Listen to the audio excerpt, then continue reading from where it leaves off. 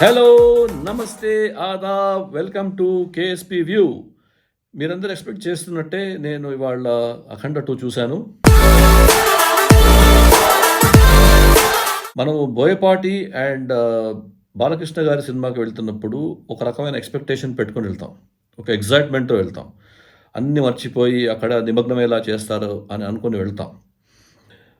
అలా అనుకుంటే మాత్రం ఈ సినిమా వాళ్ళ కాంబినేషన్‌లో 4 సినిమాలు వచ్చాయి కదా!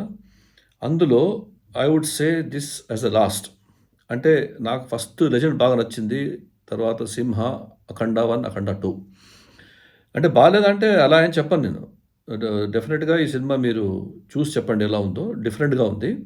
కథ పరంగా చాలా వెయిట్ ఉంది దీనికి. చాలా బలంగా ఉంది కథ.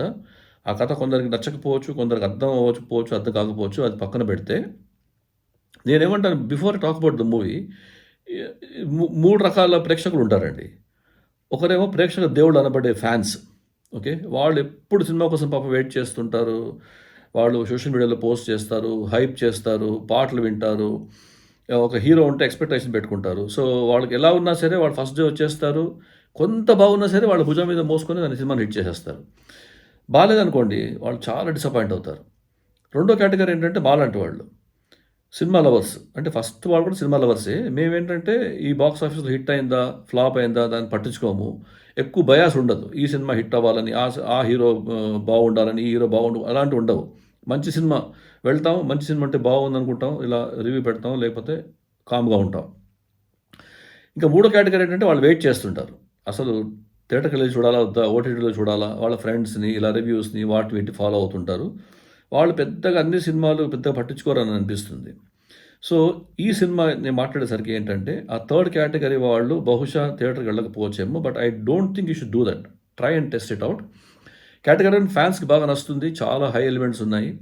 కేటగరీ 2 నాలాంటి వాళ్ళకి యావరేజ్ టు అబోవ్ యావరేజ్ మధ్యలో ఉంటుంది సినిమా ఇది. నిజంగా చెప్తున్నాను. ఇంటర్వెల్ తర్వాత 1 అవర్ మాత్రం అసలు ఏం తెలియలేదు నాకు. అంత బాగా ఎన్‌గ్రాస్ అయిపోయాను. నిమగ్నం అయిపోయాను సినిమాలో. అంత బాగా తీశారు బోయపాటి గారు.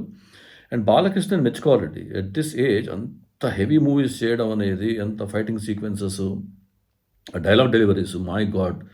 ఆ మంతాలు, తంత్రాలు అవి చెప్తుంటారు ఆయన. అసలు దిమ్మ తిరిగిపోతుంది. It's not very easy. అందరూ చేయలేరు అది. అండ్ బోయపాటి గారు కూడా చాలా ఇంటెన్స్ కథ అల్లుకున్నారు ఆయన. అక్కడక్కడ కొంచెం స్లిప్ అయిందేమో అనిపించింది నేరేషన్‌లో. దట్ ఈస్ మై అభిప్రాయం. ఈ కథ అక్కడ టిబెట్‌లో మొదలవుతుంది. అక్కడ ఒక మాంక్ ఉంటాడు. ఆయన తాలూకా ఇండియాకి ఏదో వీళ్ళ గురించి కంప్లెయింట్ చేశారని, ఇండియా యాంటీ ఇండియన్స్ అనమాట వీళ్ళందరూ. సో, అక్కడి నుంచి స్టార్ట్ అయ్యి అక్కడ ఇంకో అతను, ఒక చైనీస్ అతను ఉంటాడు. ఆయనేమో అసలు ఇండియా ఇంత స్ట్రాంగ్‌గా ఎలా ఉంది? దానికి కారణం ఏంటి అని ఆయన భగవద్గీత చదివి తెలుసుకుంటాడు. ఎందుకంటే వాళ్ళకి ఉన్న నమ్మకం, ఇండియన్స్‌కి దేవుడి పైన ఉన్న నమ్మకం గాని, ధర్మం ప్రకారం వాళ్ళు వెళ్తారు కాబట్టి దాన్ని కొట్టాలని చెప్పి వాళ్ళు డిసైడ్ చేసి, ఆ సీజన్‌లో కుంభమేళ అవుతుంటే కుంభమేళాలో ఏదో ఒక పాయిజన్ మిక్స్ చేస్తారు. వైరస్ ఇన్‌ఫ్యూజ్ చేస్తారు నీళ్ళలో. దాంతో అందరికీ చాలా ప్రాబ్లమ్ వచ్చి డెత్ రేట్ వచ్చేస్తుంది. బాలకృష్ణ, ఇంకో సెకండ్ బాలకృష్ణ వాళ్ళ అమ్మాయి డీఆర్‌డీఓలో మంచి పేరు తెచ్చుకుంటుంది. ఆవిడ ఆధ్వర్యంలోనే ఒక వ్యాక్సిన్ తయారు చేసి అది అందచేయాలి. లడాఖ్‌లో దాన్ని మాక్సిమైజ్ చేసి అందచేయాలి. అక్కడ ఈ విలన్స్ అందరూ వచ్చి దాన్ని ఎదురిస్తున్నప్పుడు, ఇబ్బంది పెడుతున్నప్పుడు, అక్కడ బాలకృష్ణ గారు వాళ్ళందరూ ఎదిరించి, తర్వాత అక్కడ ఆది పినిశెట్టి వస్తాడు. ఆది పినిశెట్టికి ఓ తంత్రం, మన బాలకృష్ణ గారే మంత్రం. ఈ తంత్ర వర్సెస్ మంత్ర కాన్‌ఫ్లిక్టు అవన్నీ బాగా బోయపాటి గారు బాగా నాలెడ్జ్ ఉంది. బాగా అర్థం చేసుకొని చెప్పినట్టున్నారు. బట్ ఐ డోంట్ నో, నాలాంటి కామన్ మ్యాన్‌కి కంప్లీట్‌గా అర్థం కాకపోవడానికి ఒకటి నాకు అజ్ఞానం అనవచ్చు. రెండోది సరిగ్గా చెప్పలేదేమో నరేషన్ అని అనిపించింది. దాన్ని పక్కన పెడితే సినిమా ఈజ్ డీసెంట్. మీరెళ్ళి ట్రై చేయొచ్చు.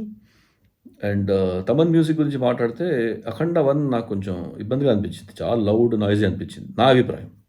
'అఖండ 2'లో చాలా నీట్‌గా కొట్టారాయన. ఎక్కడ ఎంత అవసరమో అంత కొట్టారు. హెవీ ఏమి అనిపించలేదు.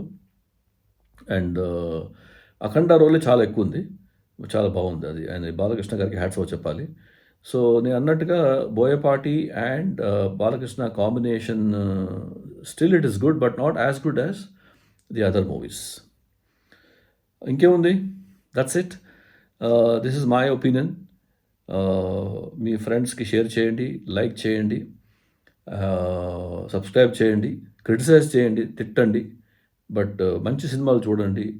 మంచి సినిమాలు ఎంకరేజ్ చేయండి. ఊరికే ఏదో ఒక పాయింట్ ఆఫ్ వ్యూ పెట్టుకొని తీసి పడేయకండి.